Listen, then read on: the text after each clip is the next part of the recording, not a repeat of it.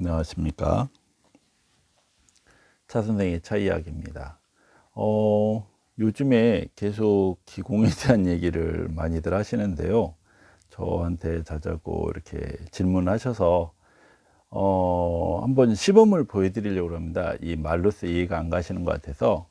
지금 제 닭이를 저번에 보여드렸던 거에는 이런 모양이 없었습니다. 그죠? 그래서 지금 그 모양을 갖다 보여드리고 있고, 대개 보면 이 테두리 안쪽에 기공이 이렇게 뚫려야 되는데, 이게 바깥쪽에 뚫는 분들이 있습니다. 그거는, 눌렀을 때, 이렇게 피스톤 물이 위까지 찼을 때, 이렇게 눌러서 이쪽으로 흘러나오는 걸 방지하기 위해서 기공이 있는 거기 때문에, 차를 갖다가 내는데도 물론 영향은 줍니다.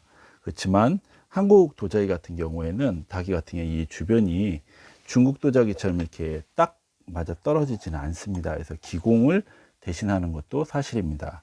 그래서 이런 부분들을 갖다 유념해야 되고, 한국 도자기 같은 경우에는 요 손잡이와 그리고 꼭지 이렇게 하고 정반이 이렇게 나란히 바닥에 이렇게 엎어놨을 때 이렇게 다 닿아야 됩니다. 지금 닿는 거 보이시죠?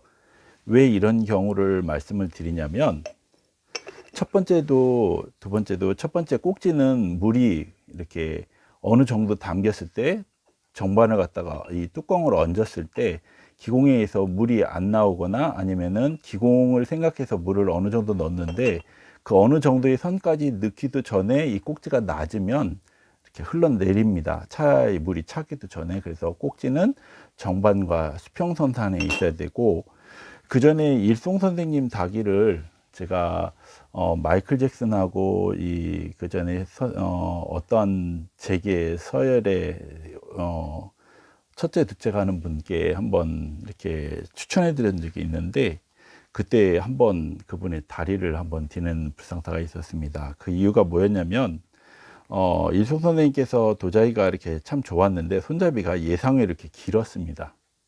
길으니까 평상시에 이렇게 물이 담겨 있는 상태에서 이게 무게 중심을 잘 버티고 있었는데, 뚜껑을 여는 순간 무게가 주니까 얘가 이렇게 엎어졌습니다. 그래서 그러한 부분들이 일어나지 않도록 이렇게 손잡이가 어느 정도 일정 부분 비율이 맞아야 되고, 그다음에 꼭지가 정반과 수평하고, 그다음에 이 손잡이도 정반과 끝이 이렇게 수평한 게 좋습니다.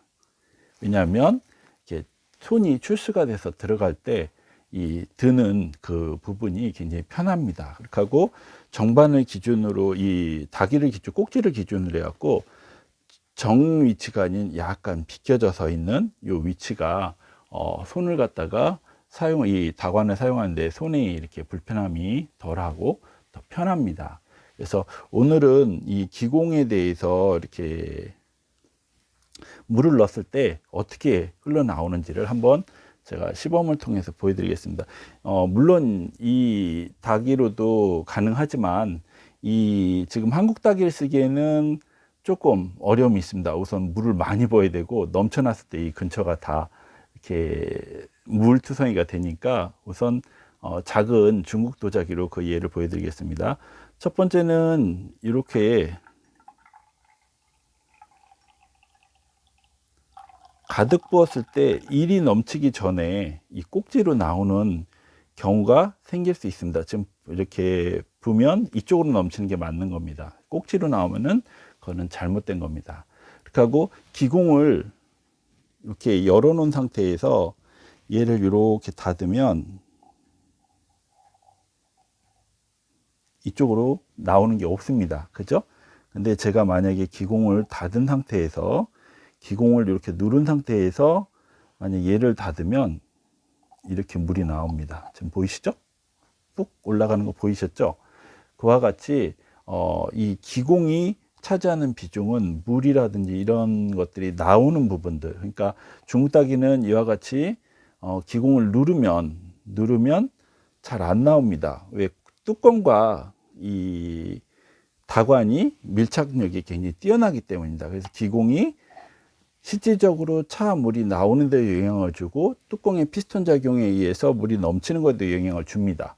그렇지만 한국 도자기는 뚜껑이 이렇게 닫힐 때 이 위에 올라와 있는 요 부분 때문에 요 부분에 의해서 물이 눌려서 나오는 걸 방지하기 위해서 기공이 있고, 두 번째, 이 기공이, 이 뚜껑이 정반에 닫히고 나서도 부었을 때 이 기공이 없다 하더라도 한국 닭이는 이 주변이 이렇게 딱 맞아 떨어지지는 않습니다. 그래서 기공의 역할은 그렇게 크게 있지는 않습니다. 그렇지만 뚜껑 자체에 여닫는 데 의해서는 어느 정도의 영향을 준다는 것을 우리가 이렇게 저번에도 소개를 드렸고, 요번에도 한번 그런 부분에 대해서 말씀을 드려보고자 했습니다.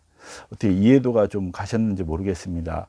그리고 팁으로 하나 더 말씀을 드리면, 손잡이가 이렇게 옆 손잡이 방식이 있고, 그 다음에 뒷손잡이 방식이 있는데, 뒷손잡이 방식에는 이와 같이 거꾸로 된 것들, 귀가 거꾸로 된 것 같이 이렇게 있는 손잡이가 있고, 이와 같이 귀가 바로 서 있는 것 같은 모양의 손잡이가 있습니다.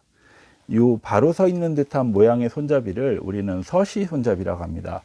서시라는 중국의 미인이 있었는데, 그 미인의 귀 같다 그래서 서시 손잡이라고 합니다. 이 손잡이를.